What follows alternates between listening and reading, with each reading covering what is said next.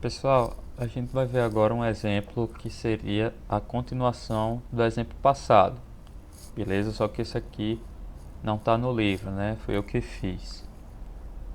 Então vamos lá.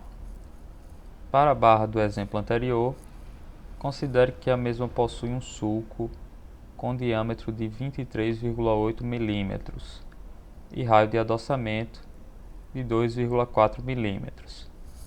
A barra está submetida a uma força axial completamente reversa de amplitude F igual a 35 kN.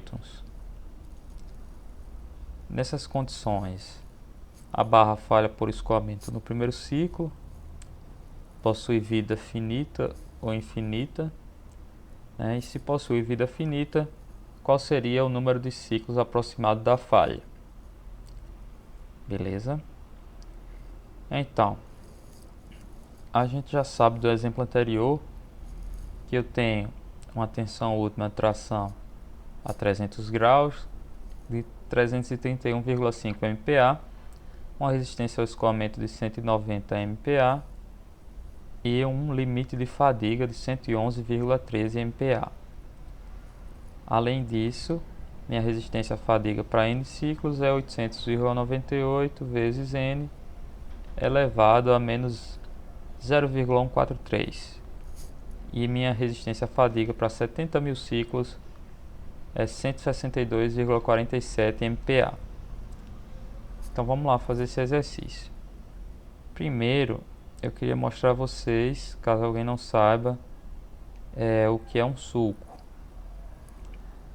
Então, eu tenho nesse caso um material de seção circular, uma peça de seção circular, e ele tem como se fosse um rebaixo, né, na peça. É muito parecido com o entalhe, só que o entalhe não é de seção retangular. Beleza? No entalhe eu tenho como se fosse uma mordida na peça aqui, e o sulco ele tem isso, mas é ao longo de toda a seção, né, a seção circular da peça, ao longo do diâmetro inteiro. Então o que é que acontece? Nessa região aqui do sulco eu vou ter uma concentração de tensão devido a essa descontinuidade da peça, né, que vem, digamos, reta aqui, e aqui tem esse comportamento e depois volta para o diâmetro original. Beleza? Então vamos lá. Nessas condições, qual vocês pensam que seria a seção crítica? Então, a minha força atuando, que é de 35 kN, é uma força axial pura, né? Então ela vai ter um efeito que a gente considera uniforme em todas as seções, né, ao longo do comprimento da barra. Então a minha seção crítica vai ser justamente aquela que tem um menor diâmetro. Beleza? Então, numa seção aqui com menor diâmetro, ela termina sendo minha seção crítica porque ela tem a maior tensão devido a esse carregamento de 35 kN, já que ela tem a menor área, né?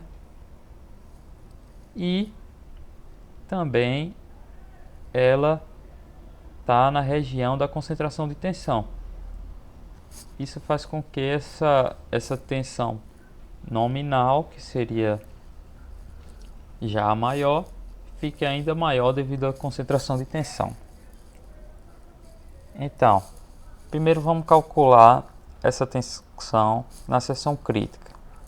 E aí eu botei um sigma nominal, né, que seria um sigma rev nominal. Vai ser um F sobre a área, né, que é πd ao quadrado sobre 4. E essa área é com D menor, né?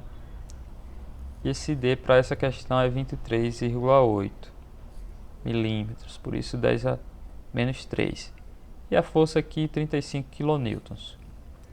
Isso resulta numa tensão de 78,67 megapascal. Beleza? Até aqui não é novidade para vocês. Agora a gente vai para o fator de concentração de tensão geométrico. Então, eu anotei aqui essas propriedades que a gente tem para ajudar. O diâmetro é 25 milímetros, o diâmetro menor 23,8 e o raio do adoçamento aqui 2,4. Beleza? Só que se a gente for olhar essa tabela, a gente vai ver que eu tenho o KT, que é meu fator de concentração de tensão geométrico, que é o que eu quero encontrar no lado esquerdo. Em cima eu não tenho nada, no direito eu não tenho nada. Embaixo eu tenho essa relação de R sobre D e eu tenho curvas dadas por Dzão sobre Dzinho. Então, para o meu exemplo aqui, eu tenho Dzão sobre Dzinho aproximadamente 1,05 e R sobre D aproximadamente 0,1. Então, se eu voltar aqui para essa imagem, eu vejo que eu estou perto dessa curva de 1,05, né? Eu estou na curva e o meu raio, a minha relação R sobre D é 0,1. Então eu vou estar aqui nesse ponto. E nesse ponto, minha concentração de tensão vindo para cá é aproximadamente 1,8. Aí eu cheguei nesse valor de concentração de tensão geométrico, KT igual a 1,8. Outra coisa que eu já tinha comentado que é muito importante é que se a gente olhar aqui na legenda da figura, essa é a figura A1513, está lá atrás no livro, no anexo A, a gente tem a barra redonda sulcada em tração. O que acontece também? Ele diz como calcular a tensão nominal, para a gente poder usar esse fator de concentração de tensão, né? E aí ele diz para calcular essa tensão justamente usando o D menor. Beleza? Poderia ser, geralmente não é comum, mas poderia ser que esse gráfico aí de concentração de tensão fosse um valor relativo a quando eu calculo a concentração de tensão com D maior, né? Aí eu teria que adaptar essa tabela, a tabela seria diferente, mas não é impossível. Beleza? Mas a que veio aqui é com calcular a área com π d minúsculo ao quadrado sobre 4. E isso vai me dar essa tensão nominal, né? Então é justamente como a gente calculou aqui em cima. E aí a gente não precisa fazer nenhuma alteração. Mas se fosse diferente, para eu aplicar o fator de concentração de tensão, eu tenho que usar a tensão do jeito que ele está dizendo que eu tenho que calcular. Beleza?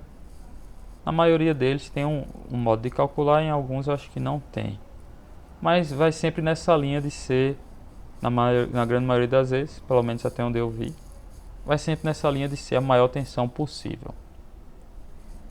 Então isso eu estou dizendo aqui, né? Observe que a tabela considera o cálculo de, ele chama de sigma zero, que seria uma tensão nominal, como sigma zero igual a F sobre πd ao quadrado sobre 4, ou seja, usando o diâmetro menor. A gente vai em seguida para o cálculo da sensibilidade ao entalhe.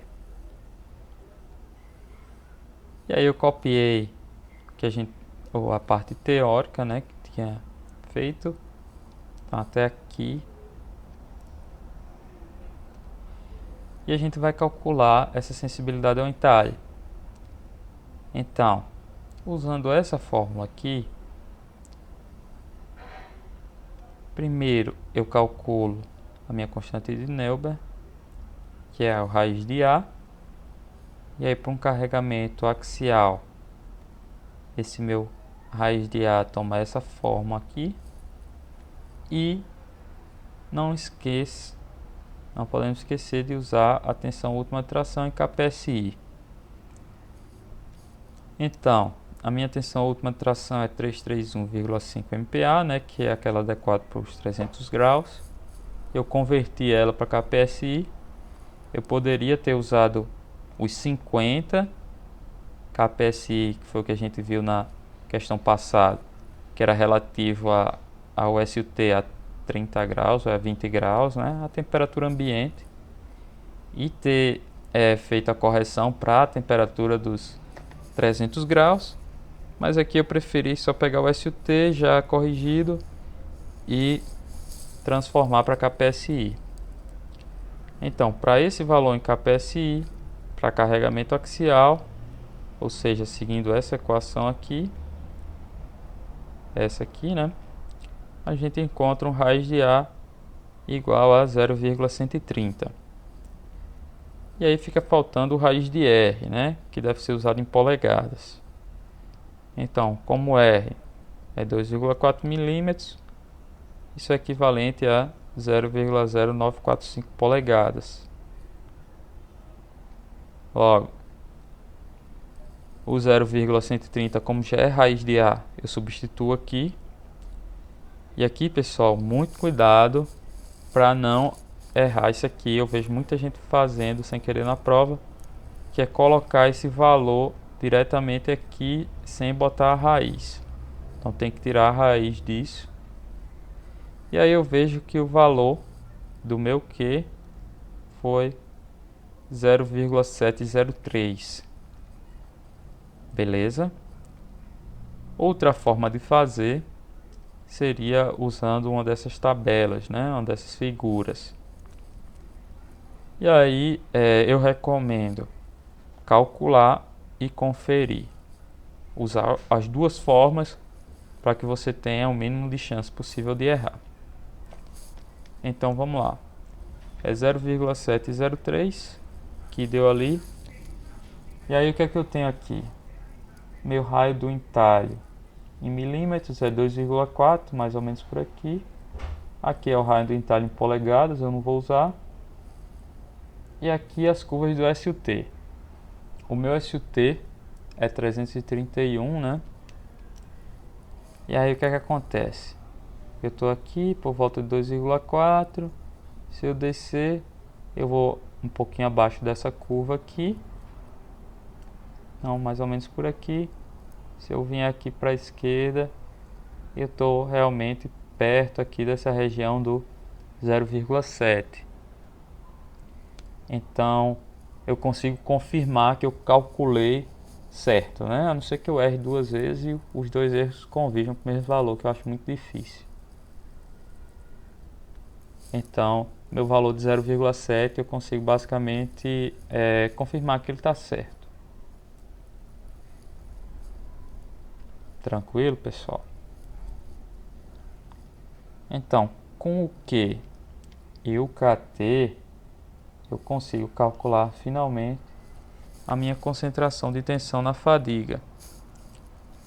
E esse valor, né, substituindo o Q e o KT, fica de 1,562. Ou seja, a minha tensão nominal vai ser aumentada aí de 56% devido à concentração de tensão. Então, um aumento aí considerável, né? Podia ser maior, podia ser menor, mas 56% já é bom. Então vamos lá. Por fim eu calculo. Por fim não, né? Mas já perto. Eu calculo a minha tensão máxima, né? Meu sigma heavy, que vai ser o KF vezes o sigma heavy nominal. E esse valor dá 122,89 MPa. E aí, uma vez que eu tenho esse valor, finalmente, né, eu consigo analisar a falha. Como é que eu vou analisar essa falha? Meu sigma heavy, que é 122,89 MPa, eu vou comparar com a tensão de escoamento. E aí, como ele é menor do que a tensão de escoamento, eu nem lembro o valor dela, então vamos olhar aqui em cima. 190 MPa, opa, como ele é menor que a tensão do escoamento, eu não vou ter falha por escoamento de primeiro ciclo. E aí nesse caso eu vou olhar também se ele é maior, se ele é menor do que o meu SE, né? O ideal seria que ele fosse menor, aí eu teria vida infinita. Mas como ele é maior do que o meu SE, que é 111, eu não vou ter vida infinita. Então o que me sobra seria uma vida finita, né? Que é o sigma rev justamente entre o SE, que é 111, e o SY, que é 190. A peça tendo vida finita, né? Eu consigo determinar o número de ciclos usando aquele coeficiente A e o coeficiente B. Então seria a mesma equação do SFN igual a N elevado a B, só que eu vou resolver essa equação para N. Então eu passo A dividindo e o B passa como 1 sobre B. Então, resolvendo isso para o sigma rev, eu encontro finalmente 4,93 vezes 10 a 5. Então fica bem próximo aí de 500 mil ciclos. Beleza, pessoal? Esse aí é o resultado final da questão.